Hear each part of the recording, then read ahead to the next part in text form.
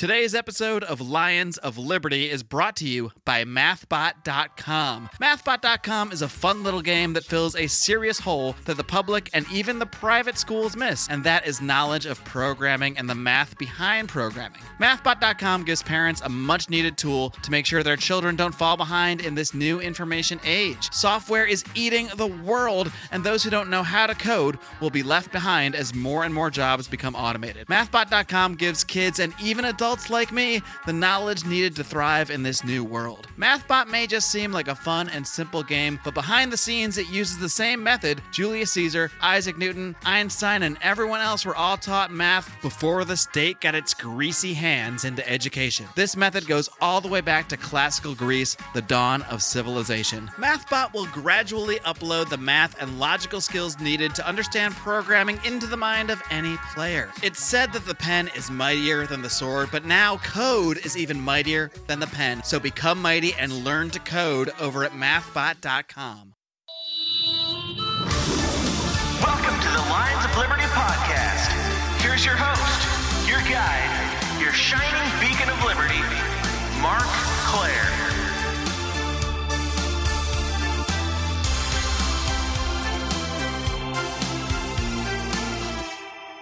Yo, Lionos, and welcome back to the flagship Lions of Liberty podcast. A great way to start your week is by listening to the beautiful sounds of my voice, talking to other people about the ideas of liberty. Another great way to start your week and your day is with a delicious cup of our Morning Roar coffee. This is a new partnership we have with Anarcho Coffee, and I can now proudly say that this is delicious coffee. I can legitimately tell you that now that I have tried it. So please do head over to lionsofliberty.com/coffee. You got to use that link for us to get paid. And of course, I know you guys want us to get paid. After all, we do deliver you 3 completely free of charge doses of liberty every single week, starting with this, the flagship Lions of Liberty podcast, which I have been hosting for almost 6 years now. This is September. We're going to be looking at 6 years that I've been doing this show. Very, very mind-blowing. And we're also creeping up on episode number 400, this being the 396th episode, meaning that you can find today's show notes over at lionsofliberty.com/396. I've got some interesting plans for episode number 400. I'm trying to keep them under wraps, but I'm very confident that you're going to find it very interesting and compelling, as of course you always do here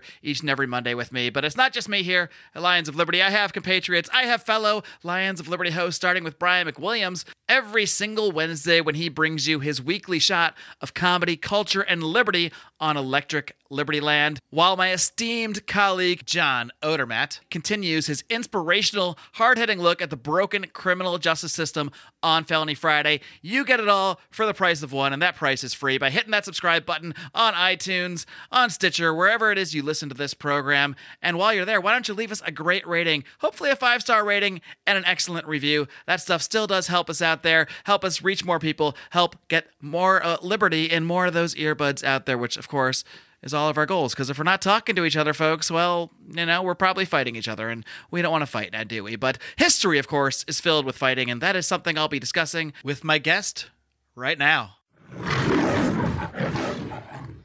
All right, my guest today has been a college history professor since 2006, and he founded the Dangerous History podcast to help listeners learn the history that the establishment doesn't want them to know. And as part of that podcast, he recently completed a 28-hour, 15-part series on the Civil War.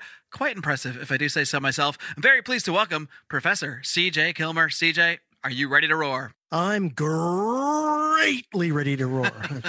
I didn't know we were gonna get a guest appearance from Tony the Tiger. Yeah, Tony the Tiger on the Lions of Liberty show, but yeah, it's close enough. Very good. Tigers, Lions, we're all out there roaring about something. And you have been out there roaring both in the classroom and then also through your podcast, Dangerous History, about history. So why don't we just start right there before we dig a little bit deeper into some of your Civil War work, which I'm definitely interested in talking about. But why don't you first tell us a little bit about how you became so obsessed with history and a little bit about how your political beliefs sort of developed from there? Yeah, well, I got interested in history pretty young, starting in middle school and increasing in kind of high school years. And it's one of those things, I think part of it is when you go to public school, as I did, you know, most of your teachers are somewhere between mediocre to poor, but you have those handful who are the hidden gems, I guess. And it just so happened that I had both in middle school and then again in high school, I had really excellent history teachers that just, head and shoulders above the typical public school teachers that I had. And so that got me interested. And then I just kind of followed my own interest. And I had parents that were pretty encouraging of me kind of learning things on my own. So I was one of those people who spent a lot of times in the libraries and just, reading all kinds of stuff. So I decided to do it in college, and then I got into teaching it.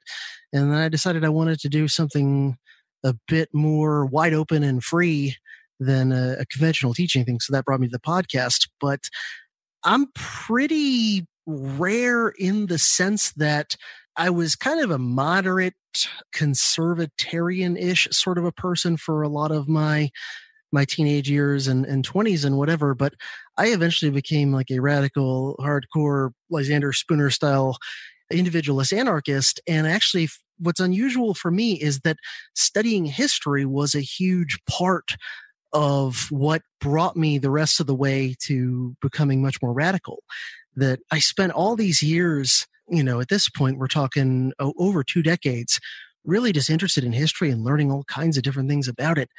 And eventually it was the study of history that helped me to just come to the conclusion that this whole idea of the state and the whole idea of rulers, regardless of what your methodology is for picking them or whatever, is really problematic and has, philosophical and moral problems, has logical problems.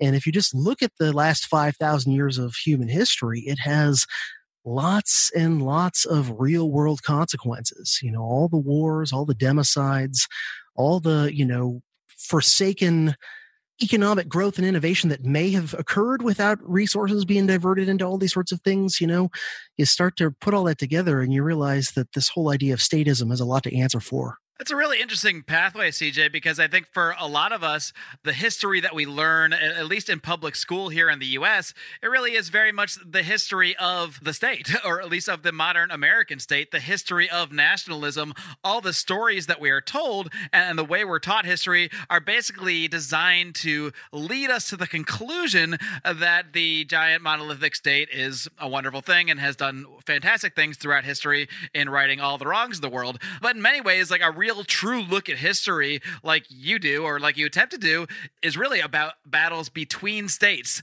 So I'm curious if you can dig a little bit deeper there on what were some of the things that you started to see when looking at history, when looking at the conflicts between states or within states that made you realize that maybe that entire concept was something to question. Well, in terms of the wars, part of it was me studying history and then simultaneously watching current events. So I also should give some of the credit for me becoming much more radical to the presidency of George W. Bush, which, in my opinion, he was the worst president so far of my lifetime.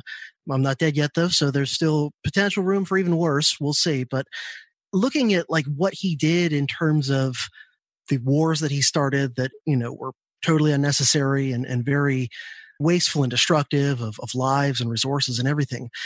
And that got me thinking in a more critical sense about war. I'd been raised in a relatively conventional kind of right-wing patriotic household and all that.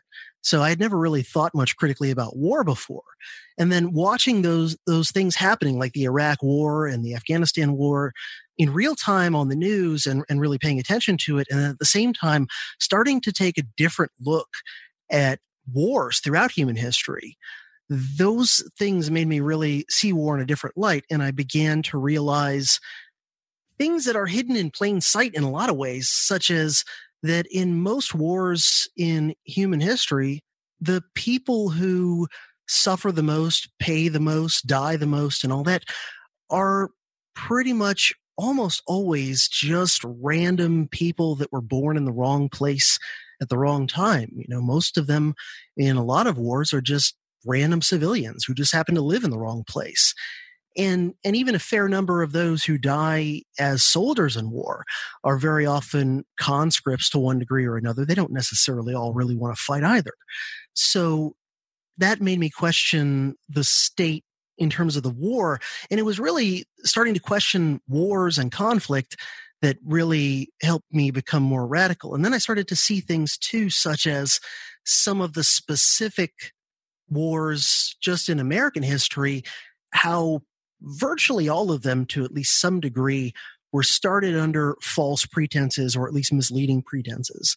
And I started to see the patterns there of how often these things were built and sold on lies, or at least, at best, very, very partial truths with huge amounts of the truth left out on purpose so that it wouldn't shade people's understanding of things. And so I just started to put all this together. And one thing that I do in my show that I think makes me kind of unique is that I spend a fair amount of time just sharing like mainstream historical scholarship with people and primary sources with people. These are, rarely am I citing from books that are considered to be normally like, conspiracy theory books or super radical books or whatever. I mean, sometimes I do. If they have good information, I do. But a lot of the time I'm referring to stuff published by like very respectable, academic presses and this sort of thing. It's just that the general public has no idea how much really dark things that could potentially change your paradigm are hidden in plain sight. Just, they're sitting there in academic journals or in academic books that no one is ever going to read just because nobody reads those things. So part of what I do in my show is like, I go and look at that stuff and I find all kinds of stuff. And very often it's by historians who are not themselves really radicals or libertarians or anything like that. But it's just a matter of when you view it from a certain perspective and put them together in a certain way, you realize like, no, actually, there's a fair amount of pretty mainstream stuff that if you just put it together in the right way, actually makes a very radical case, if that makes any sense. Sure. And when you're talking about, I guess, all these primary sources that were out there and you're able to put things together in a certain way, does that really make you think about how our history, I guess, sort of lessons and that sort of thing have been designed and fed to us through our public schools and even our universities? I mean, because I think what you're sort of saying here is, I mean, the information is there. It's all out there of the actual what that happened. It's really just a matter of what story are you going to piece together in what manner. I'm sure you have a certain approach to designing your stories. I mean, these are all stories in a sense. What do you think is the most flawed reason, or I guess, what is the biggest problem with the approach that is taken through our current school system, through the way that we are taught history, for the most part? Yeah, well, I'm actually I don't believe there is really such a thing as objective history. I don't think such a thing is possible. I think there is, though, in the same way that, for example, I don't think there's such a thing possible as objective news, because you're always making choices. Some of them are conscious and deliberate, and some of them are just subconscious. Like whether we're talking about a news person or we're talking about an historian, even the choices of like what topics are you going to cover versus which ones are you not. I mean, you can't cover everything. Choices as to what sources do you consult and look at, and which do you maybe don't even occur to you to look into. And so then there's the conscious and deliberate things where people are deliberately trying to slant things a certain way. And I try not to do that. I mean, I know we're all prone to it, myself included. So my view is there's no such thing as objective history, but there is such a thing as honest history. And honest history includes things like not deliberately falsifying anything. It includes being open and upfront and transparent about what kind of perspective you're coming from when you're looking at a given story. And then also things like not lying by omission. Like, for example, let's say something I'm going to be doing that I've been working on a long time, and I'm going to start releasing episodes probably in the next month or two, a series on Woodrow Wilson, who I'll just throw my cards on the table. I'm one of the many libertarians who thinks he's the worst president in American history so far. And if I find something in my research about Woodrow Wilson that paints him in a positive light, I'm not going to leave that out of the story. I'm going to actually kind of put a spotlight on it and say, look, here's, there's all these other reasons I don't like Woodrow Wilson, and I mostly see him as a bad president, but look, here's this one thing, so whereas someone who had an axe to grind would maybe be more likely to, and who wasn't trying to be honest, would maybe be more likely to leave out things that contradict the point they're trying to make. So a person who's just trying to make a hit piece on Woodrow Wilson might find something positive about the guy and just leave it out of the story. I wouldn't do that. Or someone who's, typical typical establishment sort of person writing mostly good stuff about Woodrow Wilson, they would leave out, or at least like kind of minimize and apologetic away some of the things that Wilson, that even by their own standards, even by the mainstream establishment standards, are kind of not endearing, like Wilson's racism and things like this. So yeah, I mean, when you understand that history, it's no more objective than, say, like a work of art depicting something. Like, let's say you have a work of art depicting a tree, but that work of art is not the tree. It is a representation of the tree. And the artist made all these choices, conscious and subconscious. Okay, what kind of, distance am I painting the tree from? What sort of perspective? What's the lighting? What's the, what sorts of aspects of this thing do I emphasize versus do I de-emphasize? And so when you realize that history is really just that, it's a depiction or representation of the past. It's not the past itself. The same way the map is not the territory. Then you realize how much that these institutions, such as the state and kind of all of its satellite institutions that, deal with concepts like history, you realize how much they're slanting things to their own narrative. And oftentimes, I'm sure, in ways they're not even aware of as they're doing it, because to them, the kind of standard mainstream statist-friendly establishment narrative is sort of like the water that the fish live in, and the fish don't know that there's water, kind of thing. That's an interesting way to put it. I actually do want to dig in to Woodrow Wilson just a little bit, because we actually did a roundtable on President's Day where, over a few adult beverages, we collectively decided what you have come to decide, that Woodrow Wilson is the worst president in United States history, at least definitely from the libertarian perspective, maybe not from like a totalitarian war-loving perspective, but just off the bat there, he was responsible for the institution of the income tax, the creation of the Federal Reserve, the entrance into World War I. If there's anything else you want to add to that, you can. But I'm actually kind of curious, since you brought that up, were there positive aspects of Woodrow Wilson that you found that might have contradicted what you went in there, believing generally, which is what we generally believe, that he was a terrible president from that perspective? But are there some of those things, as you mentioned, that kind of stood out that might have surprised you along the way about him? Not a whole lot, to be honest with you, so far. I'm still... In this case, he really was that bad. Yeah.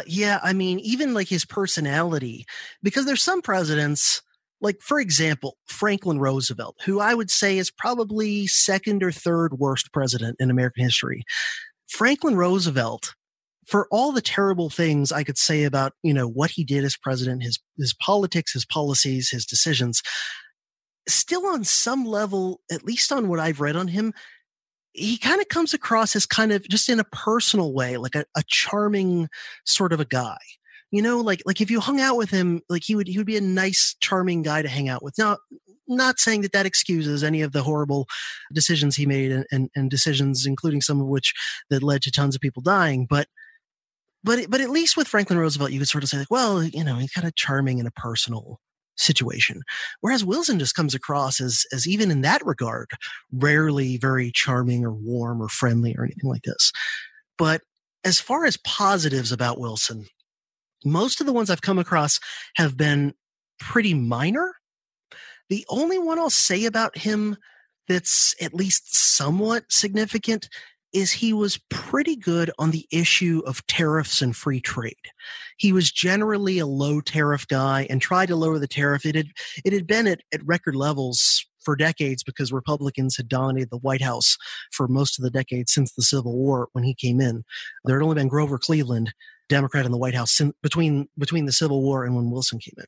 So the tariff was at sky-high levels, and he fought. And I think Wilson had only, some partial success, but he did try to lower the tariff. So he was good on the issue of free trade. However, even with that, there's a caveat or a counterbalance, and that's this. He, like many progressives at the time, linked the idea of lowering the tariff with the idea of getting an income tax and using the income tax to make up the revenue that would be lost by lowering the tariff. So even on an issue where he's kind of, libertarian on that one issue, it's like, then he's advocating for an income tax, which I think most people would argue is less libertarian than a tariff. It's much more invasive. It's much more, has much more potential to be abused by the IRS in terms of, selective enforcement and all this sort of things. So yeah, there's really not a whole lot to say about Wilson that's positive. It's quite something. I guess it really certifies his case as the worst president when the one sort of good thing he did directly led to one of the absolute worst, taxes imposed in American history. Yeah. I mean, it's like, let's say like someone who today maybe was campaigning to legalize marijuana across the board, but at the same time, that same person is also pushing to recriminalize alcohol and impose draconian punishments on it or something like that. It's like, Right. This isn't maybe the best solution. Everyone can just smoke weed now, and we're going to totally crack down on anything else you can put in your body. Yeah. All right.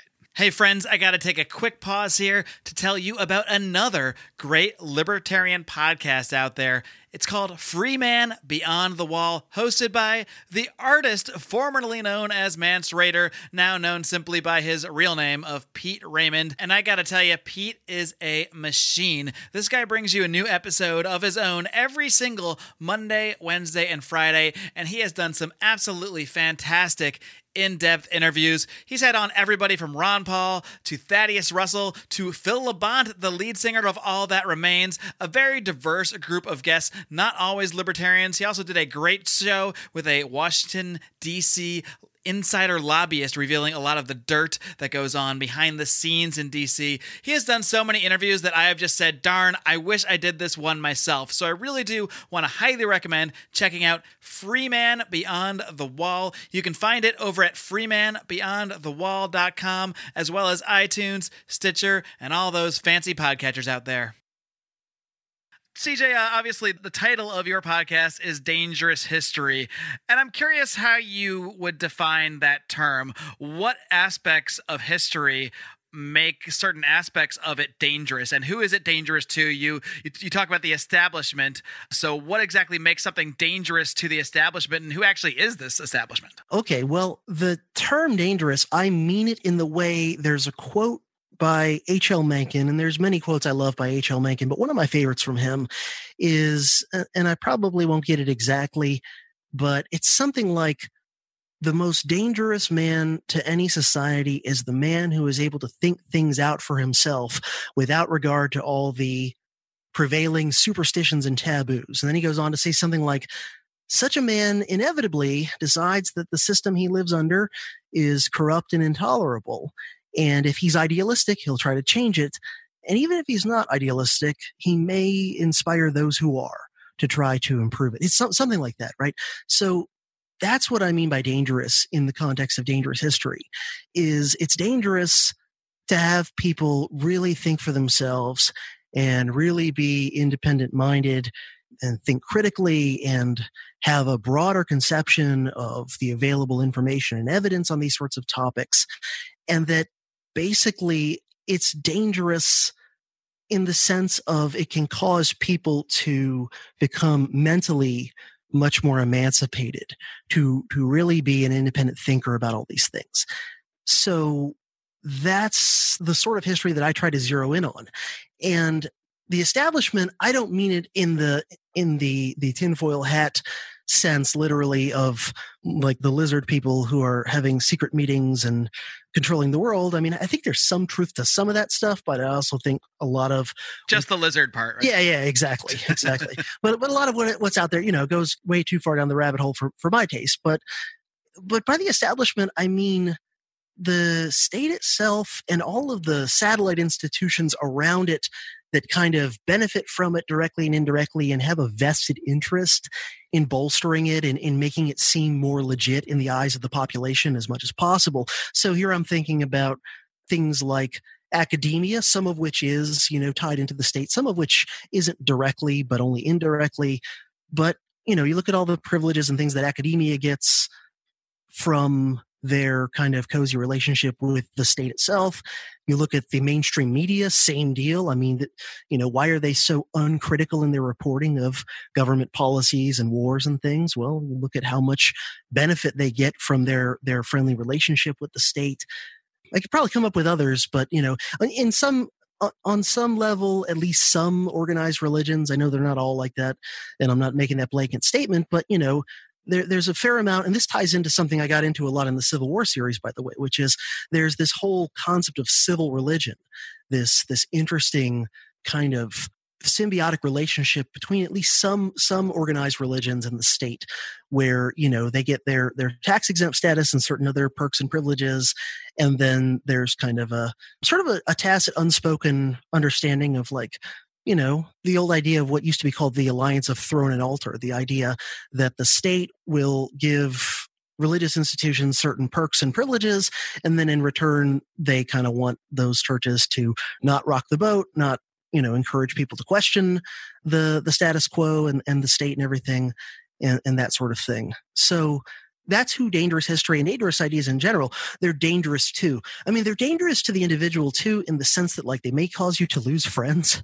They may cause you to get a reputation as a weirdo or something like this. But then again, they may cause you to gain friends that you like better than the ones you lose. So you might end up better off anyway. But it's really dangerous to these established vested interests of the state itself and its satellite institutions that it's kind of in bed with. Speaking of losing friends, making friends, I think that the area that you've recently dove into in a huge way, the Civil War, is one area where libertarians often take a contrarian position in some ways, and that can certainly lead to people looking at you askew in some aspects. But I do really want to dive into the Civil War and some of the various perspectives there. I think you've both gone against the establishment line in some ways, and in other ways gone against many of the standard libertarian narratives that you hear too. So before we get into exactly some of those specifics, I'm curious, why did you decide to embark on this journey, this gigantic, monumentous deep dive into the American Civil War? Well, it was just one of those things where it's the single biggest looming event in many ways in American history. And it's one of the most popular topics in American history still to this day. Maybe only World War II is at all competitive with it. And even that, I'm not sure. You know, you actually go to a brick and mortar bookstore and go to their history section, and a huge amount of it in most bookstores will be Civil War if you're in an American bookstore. So there's that. It's just the biggest thing. It's a very popular topic. I've had more than a few listeners before I did it asking me if I was ever going to cover it. And, you know, most of my audience is American. I do have a global audience, but last I checked, something like 80% or a little bit more of my downloads are from the US. So, you know, I knew it would be something people would be interested in. I knew it would be something that would reach a big audience and get a lot of attention. So I just kind of went into it with an open mind and an empty sort of a slate, not quite sure exactly what my take was going to be on all the different aspects of it. I kind of had an idea about some things because I had studied it a bit before, but I delved a lot deeper into it in my research than I ever have before, including when I was a student and all that. So, yeah, I mean, I kind of let the evidence take me where it would and tried to be as fair in all respects as I could. And I mean, first off, I had no idea how big this thing was going to get in terms of how many hours and how many episodes, and that it would literally take me over 2 years to do it all.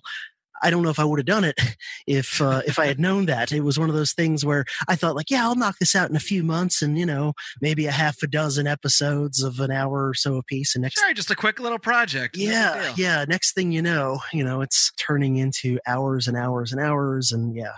So, I mean, as you alluded to, my take on it is one that probably most people are not going to be happy with because no matter what you think going in. yeah, because ultimately my conclusion is like that both sides were pretty bad in a lot of ways.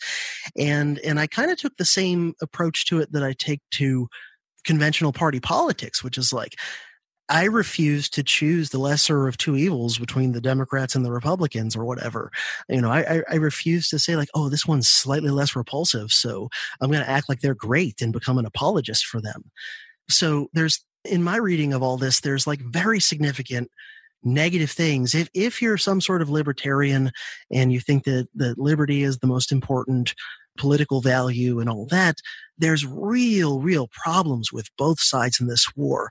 In a way, both of them were fighting for the worst possible reason that they could have been fighting for. The Union, in many ways, especially for the first half of the war, was not primarily fighting to free slaves. And the Confederacy, for their part, was fighting to keep slaves.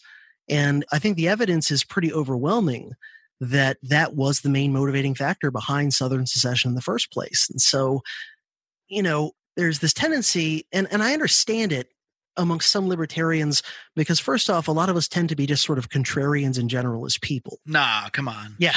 And then secondly, there's a lot of us, part of our journey has been kind of waking up to some of the nasty crimes and misbehavior of the U.S. government over the past couple hundred years. And so, we have a tendency to maybe once we learn some of the darker aspects of Lincoln and the Union War effort, then we get into this, just jump to the other side of the dichotomy and suddenly make the Confederates into these libertarian heroes. And, it's also appealing because they were the underdog in manpower and material terms and all that stuff. They were clearly the underdog. So there's that other reason to kind of sympathize with them a little bit. But at the end of the day, and I'm generally for decentralization, and I'm generally for larger political units breaking into smaller pieces and that sort of thing, but only as a tactical move, not as an end in itself, and not always as an automatic good, because to me, it kind of matters why someone's trying to secede in the first place, because potentially there might be reasons to secede from a larger, nation or empire or whatever that are not necessarily the most libertarian of reasons, like wanting to defend chattel slavery as an institution. So, yeah, my conclusion on this whole thing was kind of like they're both kind of bad, and yeah, Canada won the Civil War, as far as I'm concerned. Now that's some dangerous history right there, telling people that Canada actually won the Civil War. Yeah, well, just like Switzerland won World War II. There you go.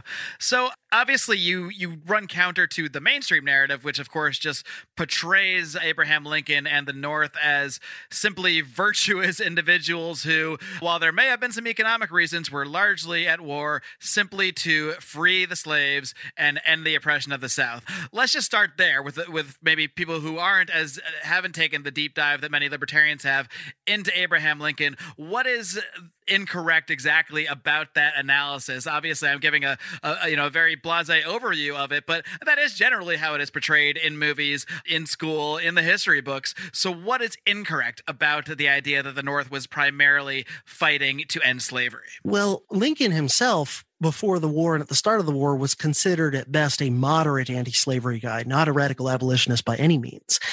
And he said in his first inaugural address, it's just kind of mind-blowing to me that someone could even be moderate one way or the other on slavery. I guess our modern perspective on things changes our view a bit, but I'm kind of for people being held against their will and forced into labor. Yeah, but nonetheless that's what he was. And he was a very slick, skillful politician. So that maybe explains part of it, that only a consummate politician could pull off this kind of weird, I'm sort of anti-slavery, but not that much kind of a stance, but he did. And so, for example, when he was running against Stephen Douglas for Senate in the 1850s, he would say different things about slavery and race depending on his audience. So in Southern Illinois, the audience was culturally more like Southerners. And in Northern Illinois, they were more like, Northerners. And so he would say to a Northern Illinois audience things that sounded more abolitionist. And then he'd speak in the Southern part of the state and he would say things that were much more, by today's terms, extremely racist. So, but then he comes in as president, and some of the southern states are seceding, South Carolina and the rest of the so-called Deep South. And in his first inaugural address, he says explicitly that he has no desire to interfere with slavery in states where it already exists, and he doesn't think he has the legal authority to do so, and he has no desire to do so. And he even supported an amendment at the time, 1861, called the Corwin Amendment, that would have guaranteed slavery perpetually in all the states where it was already an existing institution. Abraham Lincoln's only stance at the time he became president against slavery was he was opposed to it spreading into new territories out west. That was his only real hard line on slavery. Why did he take that line? Well, I mean, on some level, I think he believed it. On some level, I have to believe that he did oppose slavery, just not in a very strong, consistent, radical way. So there's that, but there's also other things he said that are a little bit more questionable. Like, for example, he said in one speech, I think back when he was running for Senate in 1858, he said something about that he kind of wanted to just keep black people out of the West, and that keeping slavery out of the West was a good way to to keep black people out of the West. Now, you always have to wonder with him, because I think he was saying this to another one of these Southern Illinois audiences. You have to wonder, was that really what was motivating him? Was he wanted to keep keep black people in general out of the West, and so keep slavery out of the West to do that?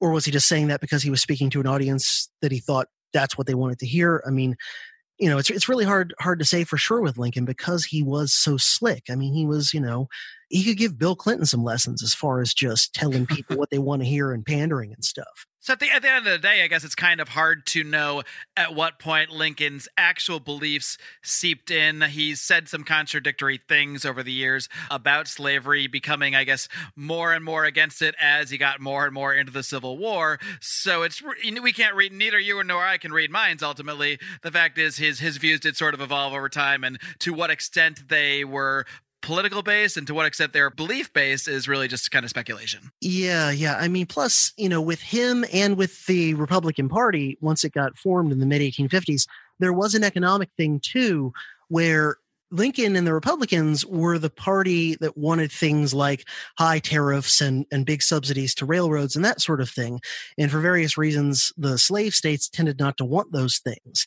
And so part of it too is that if slavery spreads to new states out west, then those states are going to tend to vote with the other southern states, and they're going to oppose things like protective tariffs and big railroad subsidies and all that. So, there were vested economic interests. And another one that the Southerners tended to be more skeptical of was the idea of a national bank, that Lincoln and the Republicans supported a national bank.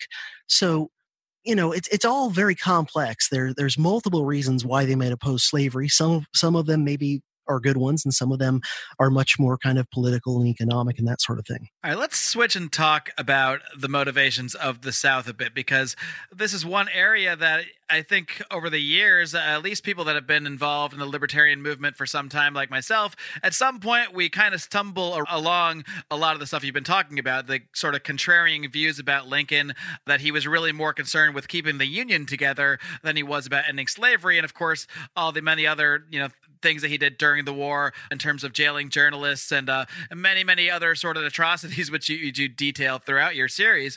But now I'd like to talk a little bit about I think at some point when we dive into this work, it does come across, and probably I have to say more than come across, especially in the work of Thomas D. Lorenzo, who did his book, The Real Lincoln and The Lincoln Unmasked, kind of diving into Lincoln. But through a lot of his work and a lot of the discussion around libertarian circles, it almost seems to downplay the idea that the South was motivated by slavery. You really get the sense that they're trying to act like slavery was really not even a factor in the war at all, when clearly, as you detail in many ways, there was a main motivation of the South and Southern political leaders to maintain slavery. Whether or not the North's main motivation, was the same at all, is sort of irrelevant to the idea of what they were motivated to do, which does seem to be largely motivated by the maintaining of the institution of slavery.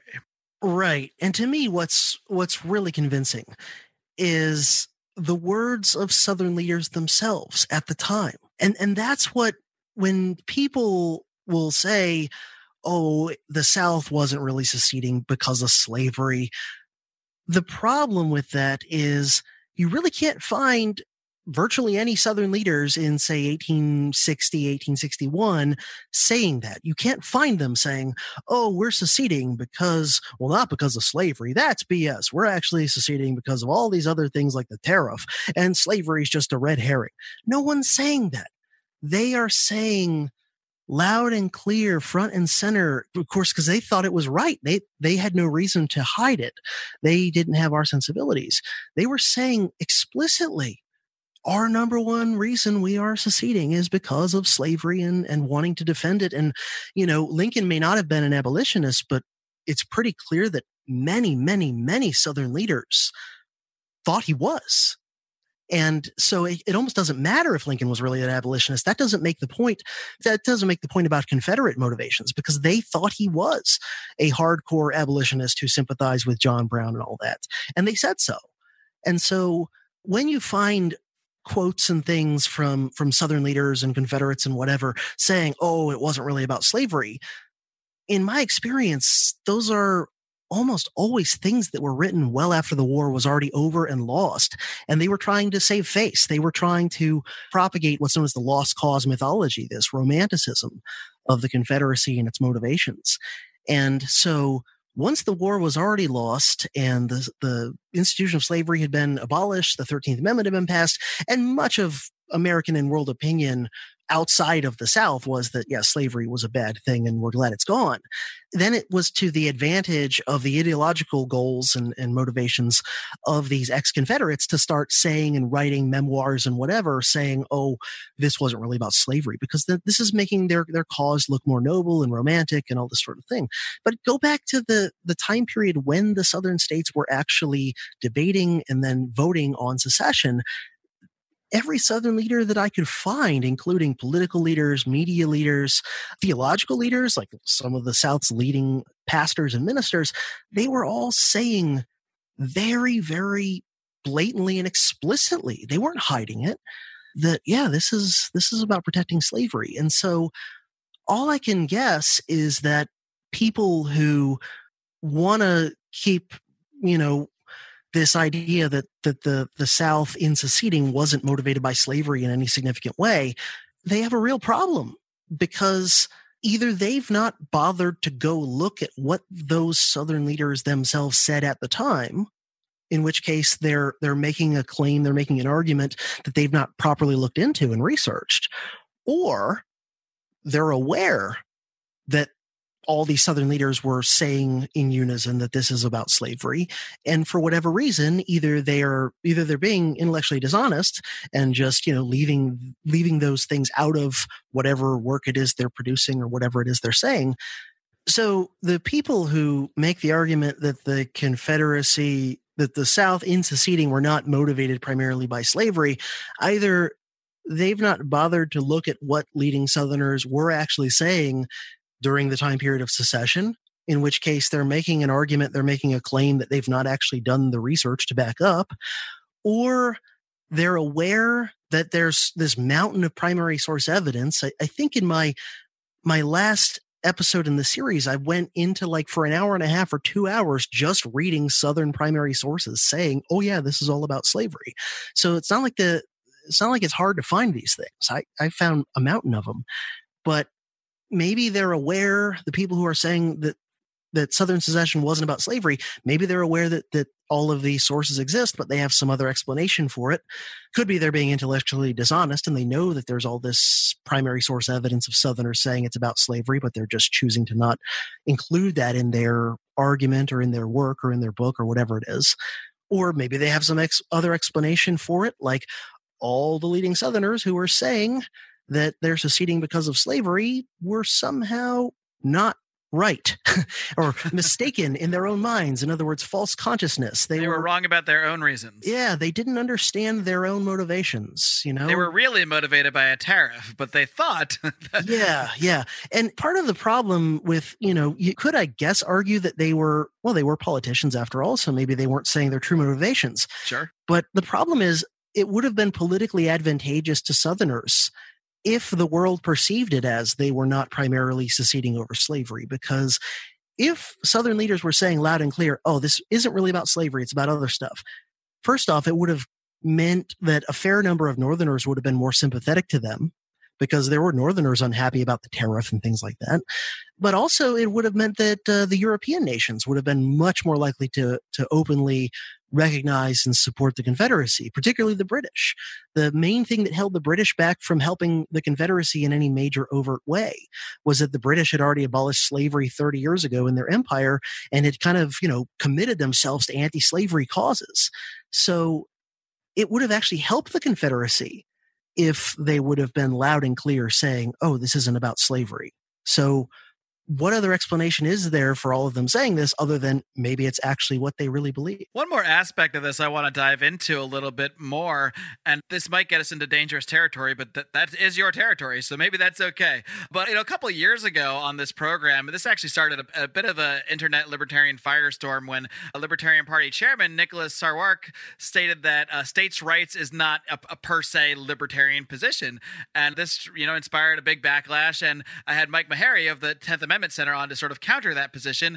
And I brought up just the idea of slavery just from a conceptual point of view, from the aspect of, while let's say, obviously, any hardcore anarchist or libertarian is going to generally have a problem with a strong, centralized government like the North, or like the North was trying to further become in the Civil War. At the same time, any libertarian should be 100% opposed to the concept of slavery. So how do you sort of sort that out from your point of view of not only looking at history, but having that libertarian / anarchist, however you want to say it, perspective of focusing on individual rights, where obviously ending slavery is the proper thing to do, but perhaps forming a giant centralized state isn't a great thing. So where do you fall on sort of trying to insert your philosophy into how history actually played out, and how you might, say it should, maybe not necessarily in the context of history, but just in the sense of how we sort of battle this idea of individual rights, and the fact that many libertarians will support the concept of states' rights, if nothing more than as sort of a tool to advance liberty in one way or another. Okay, yeah. I mean, the way that I would untangle that is I would say that, and part of this is where I'm coming from. I'm coming from kind of a Lysander Spooner point of view philosophically. So I can understand how someone who's maybe a libertarian coming from a very different place in that maybe would see some of this differently.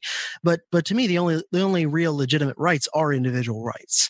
And so to me, states' rights are no more legitimate than federal rights in and of themselves.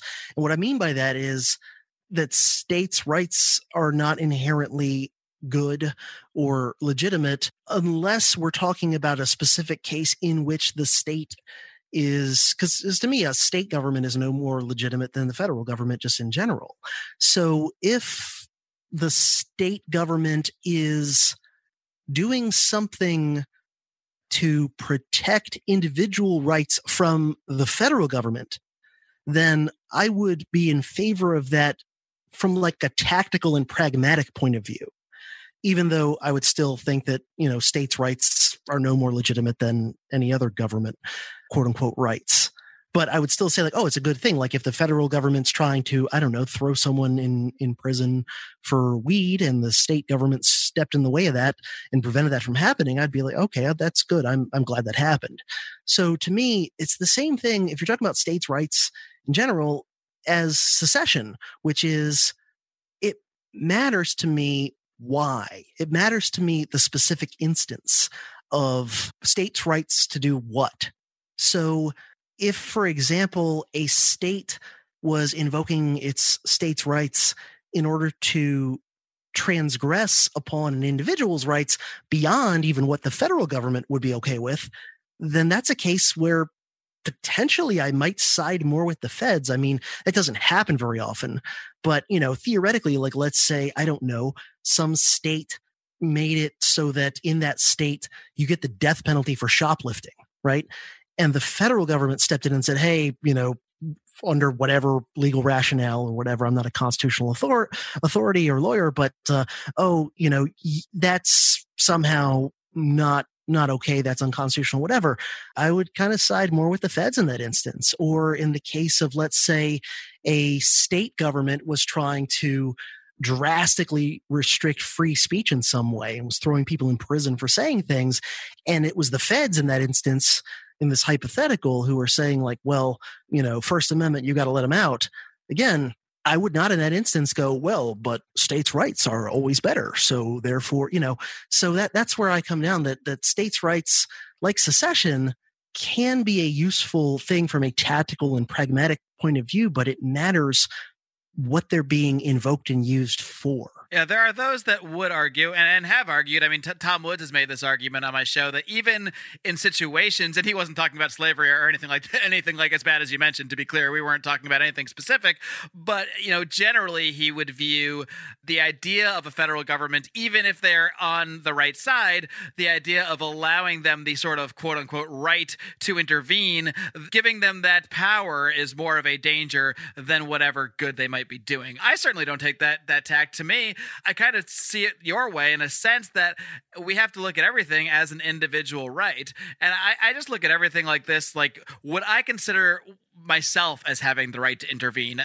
on a smaller scale, say someone in my neighborhood is known to be holding children hostage and torturing them brutally. Do I have the right to go into his house, even though it's his property, even though he has quote unquote property rights, and to free those children and stop that? Of course I do. Might not be realistic. I'm just one guy who knows what he's got going on there, but I absolutely, of course, have the right to gather friends and gather others and prevent, if we, of course, in a situation where we literally do know that this is occurring and he is guilty of this, to free those children. I mean, that's very clear.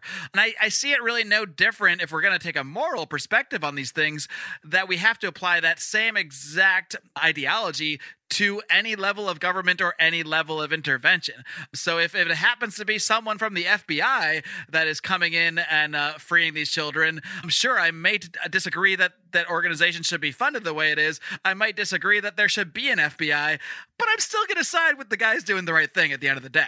Right. I mean, theoretically, even the most local form of government can become, I mean, not just oppressive in the sense of like, all taxation is theft, but like really, really egregiously oppressive, right? I mean, suppose your local city government just decides to completely target you for some kind of, even by the state's own standards, outrageous persecution in some way. And suppose the next layer of government up in some way blocks it or steps in the way of it. I mean, I'm not going to sit here and say like, oh, that's bad that whatever, your state government prevented your city government from completely ruining your rights or something. I understand the concept that in general, decentralism is better than centralization. Like I understand that, but at the same time, I still have to look at each specific instance or case or whatever in order to figure out whose side I'm on, if any, because sometimes there are controversies where both sides are not great. All right, well, that's one case where, much like if you bring up the Civil War and libertarian positions on the Civil War at the dinner table, you're going to piss a few people off. I think this is one area where we're bound to have pissed off a few libertarians along this conversation. But you don't shy away from dangerous conversation. It's actually what you look for on your program, Dangerous History. And I know we could talk about the Civil War and all this stuff for literally at least 28 hours because you've proven that. But we will just simply direct listeners to go listen to the Dangerous History podcast and learn more about your work on the Civil War and many, many other areas. Obviously, you dive into pretty much any aspect of American history and et cetera. So why don't we just, before I let you go, why don't you just let people know exactly how they can find out more about the Dangerous History podcast, and feel free to promote any other big projects you've got going on. Not that you need another big project right away, but feel free to promote anything you've got in the works. Yeah. Well, thanks for that. And if you just type in dangeroushistorypodcast.com, that'll take you to my homepage and you'll find everything there. The podcast is available on all the usual podcast venues, iTunes, Stitcher, all the other kind of usual suspects. So, check it out and subscribe to the podcast and listen to it. And as far as things I've got in the works, well, I'm going to be doing some non-American history, which I've done from time to time. I've even done some ancient history topics in the past. So I am going to be doing some non-American history stuff coming up. Like I said, though, the series on Woodrow Wilson, which will probably be a pretty long series too, because there's just so much dirt on that guy, that's coming up in the relatively near future, though I've been saying that for many months, so don't take me seriously. I'm very bad at estimating how long it'll take me to make things. But that's in the works. I've got a standalone episode about a massacre in colonial Spanish Florida that hardly anybody knows about. Actually, 2 massacres. That's actually partially done and should be coming out relatively soon. And that's a story that probably most people have no idea about.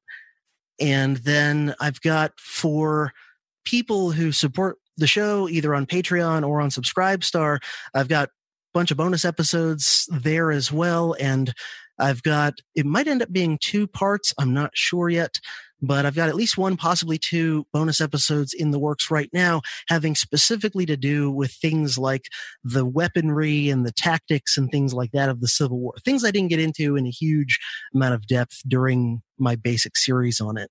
So that's in the works. And yeah, dangeroushistorypodcast.com. And if you want to support it, Patreon or Subscribestar, and you'll get ad-free versions of the show, bonus episodes, all kinds of cool stuff. All right, CJ, well, it's been a blast having you on. And if anyone out there is even remotely semi-obsessed with history, you've got to check out the Dangerous History Podcast. I do highly recommend it. It's not simply valuable only for the fact that it's really great information, but the fact that CJ is able to sort of incorporate a lot of libertarian philosophy through his interpretation. So it really is something I highly recommend to libertarians out there. So CJ, it's been a blast. Thank you so much for coming on the show. Keep up the great work. Keep on roaring. And maybe more importantly, keep being dangerous. All right, I will do that. And thanks very much for having me on. It's been fun. Thanks, CJ.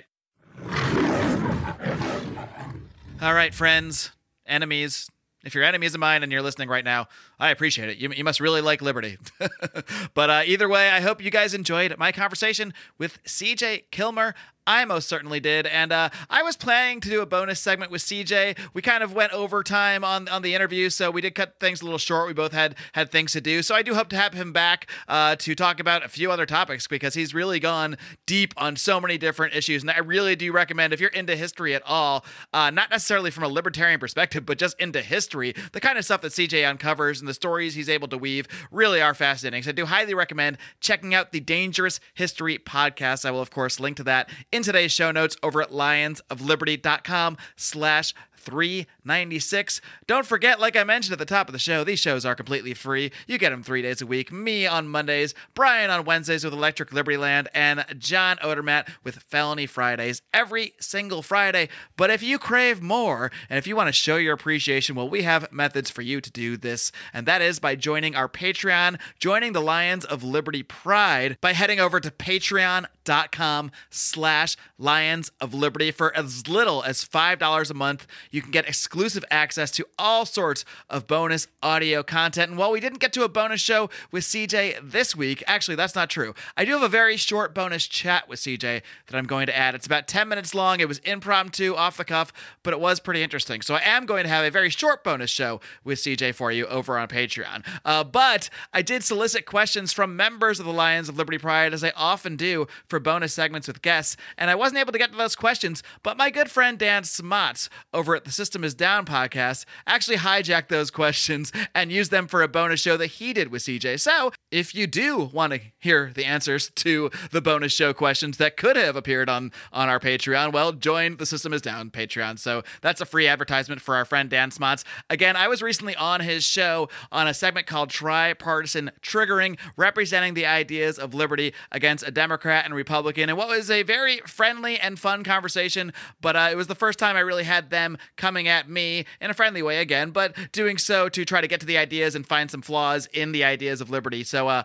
I encourage you to check that out. I will link to that in today's show notes as well. But another perk of being a member of the Lions of Liberty Pride, if you are a $10 or higher member, you get a 15% discount on our delicious morning roar coffee, which again, you can find over at lionsofliberty.com/coffee. So you do get a discount on your first purchase, even if you're not a member of the Pride. So why don't you go ahead, give it a shot, and if you love it and you plan to buy it all the time, join the Lions of Liberty Pride for $10 a month. That is also the level where you get video content of a lot of the stuff we do behind the scenes, a lot of the bonus content we do, like Conspiracy Corner, League of Liberty, and some bonus Libertarians in Living Rooms Drinking Liquor shows that we do, as well as a free t-shirt, a free beer koozie. But on top of all that great stuff, you now also get a 15% discount on our delicious morning roar coffee. So again, please do check out our Patreon if you want to show that little extra appreciation for us and get some more great bonus content coming at you each and every week. Please do check that out at patreon.com/Lions of Liberty. And again, today's episode of Lions of Liberty has been brought to you by mathbot.com. The pen may be mightier than the sword, but my friends, code is even mightier than the pen. So learn how to build the tools that will bring prosperity and freedom to the world, and learn how to code over at mathbot.com. Once again, that is mathbot.com. Become mighty, my friends. And until next time, live long and live free.